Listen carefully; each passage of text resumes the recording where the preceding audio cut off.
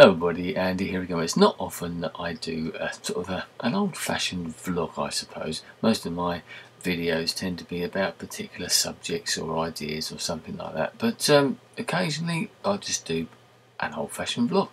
So I thought I'd do one because I started this sort of decorating project, something that we've been putting off at home for a number of years now. It seems we've been living in this house for about 15 years now, I suppose. And although we've decorated the downstairs, we've got sort of a lounge and a dining area which is sort of together, really connected.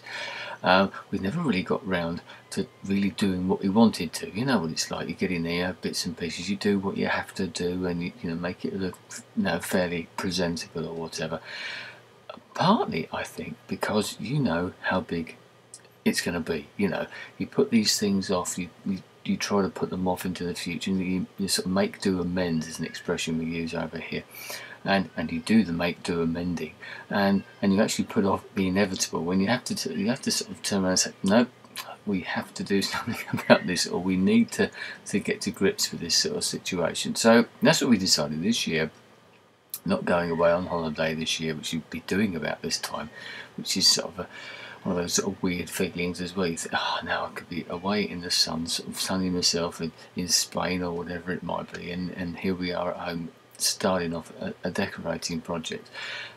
Project sounds like a big word. It's not like you get architects in or anything like that. It's just sorting a couple of rooms out. But in the process of doing that, you need new carpets. We're getting new furniture, basically not redesigning the room as such, but redesigning what's in there and the colour schemes and all that type of thing. Now, I'm sure lots of you people out there have been through this type of thing yourselves, to varying degrees, no doubt. And it can be quite a stressful thing, not for me particularly, but my wife finds it quite stressful because it's the upheaval, I suppose, and there is that sort of sense of trepidation as well. Because I'm not a big sort of do-it-yourself DIY person at all, even decorating person. Once I get into it, I don't mind it quite so much, and in some ways I sort of quite enjoy it. But it's just thought of it, and it's all that preparation, and the preparation this time seems to be going on forever.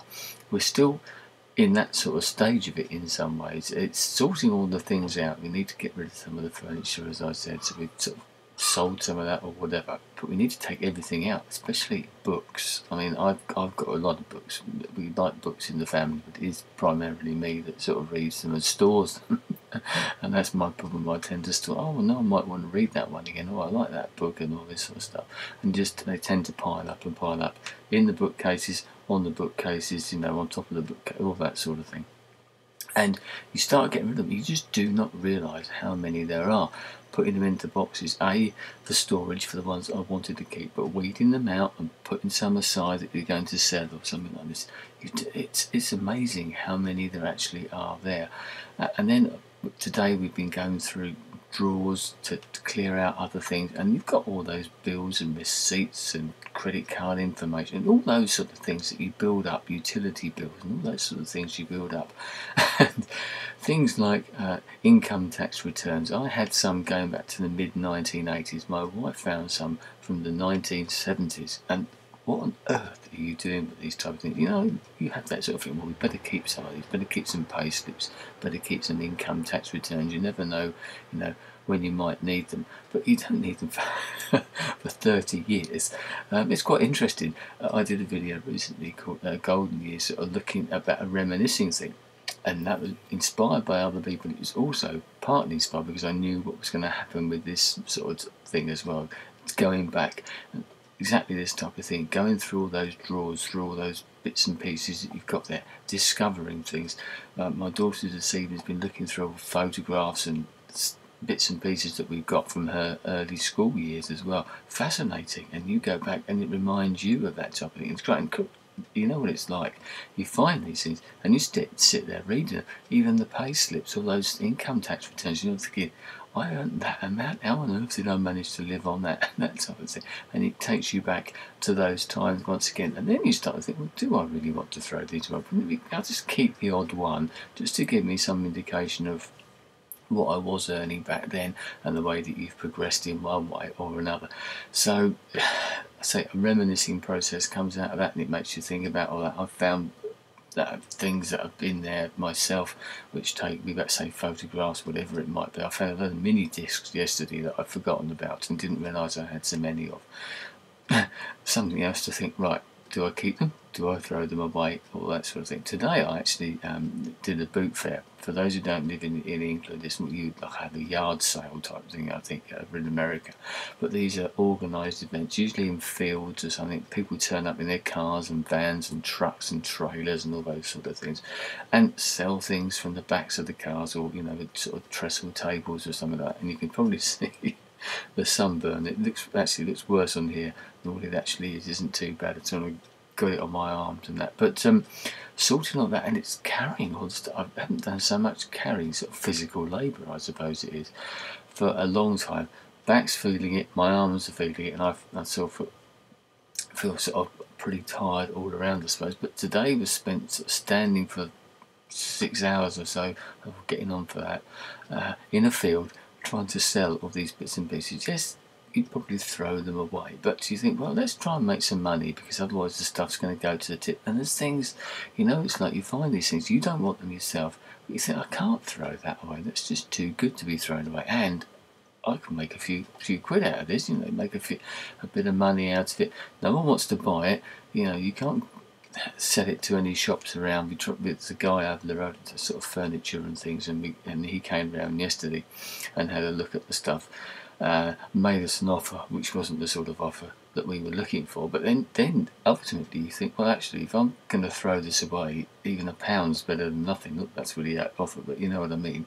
And it gets to that point with the boot fair, people are asking, how much is that? And you say, oh, £5, £10 or whatever. And then they wander off, and you think, well, if I'd have gone down a bit, because all I'm going to do is throw this away.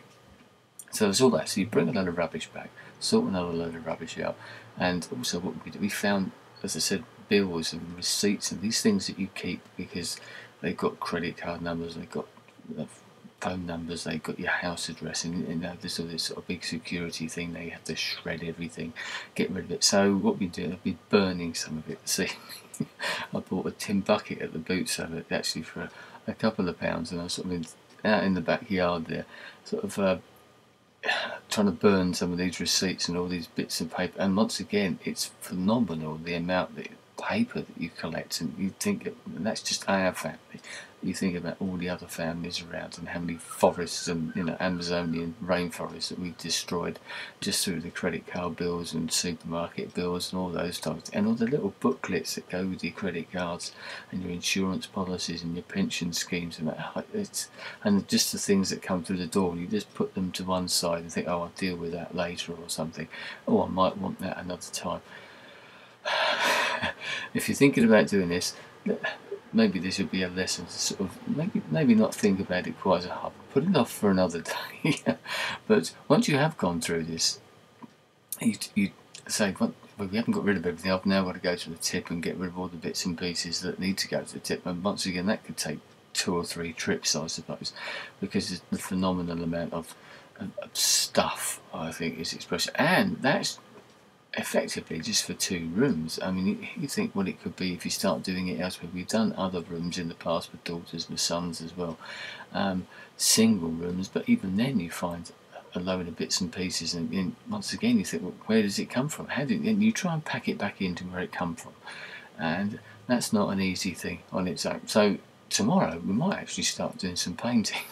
I've been sort of doing stuff on the ceilings and that, but you think, right, we're going to plan this, tomorrow we're going to do this, the next day we're going to do that, and then something else comes in and you realise you still haven't finished sorting all these other bits out, which have got to be done so you can get rid of the furniture, so that the carpets can come in, so that the other furniture can come in, so that you can get rid of the old 3-piece suite that you've got there to bring in the new chairs and the sofa and all that sort of stuff. So it's an ongoing, it's a bit of a logistical nightmare in some ways. You have to start planning all these things.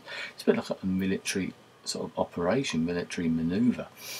The one lot goes away and another lot comes in. Not an easy thing at all. So lots of reminiscing, lots of planning, lots of things going on, and it never seems to end. And getting today, and I was thinking, hang on, we need to finish this by about Thursday because of other things that are going on. Paint's not ready, the paint that you want. you know, well, some of the paint that we want isn't available till about Wednesday, so that sort of puts some muckers on that a little bit. So anyway, I may well keep you up to date with this one way or another. So I don't normally do sort of straightforward vlogs, but why not? There's other things involved in this, but it is an interesting thing. As I said, I don't like getting involved with these, but when I do get my teeth into it, my wife actually said to me today, your computer must be feeling really left out at the moment, because I've hardly touched it. Watched the odd video, just came on here, literally I have just turned the computer on to do this. The only thing I have got is that I have got this, the iPhone, which does make me keep in touch in some ways. I can Twitter and tweet, I can sort of check this and that, and emails and all those sort of things as well. And it's great when you're stuck at a boot fair to be able to get one of those things out and just send the odd message or the odd tweet or something, just to keep in contact with the other one. You said the real world then, but a bit of a Freudian slip maybe, I don't know. So I can keep in contact in that way, but I'm not doing the other things. That's just a contact medium, I suppose. But do I miss it? Maybe that's a subject for another video. So far, not really, I must admit. But I suppose it's the case of you're too busy, isn't it?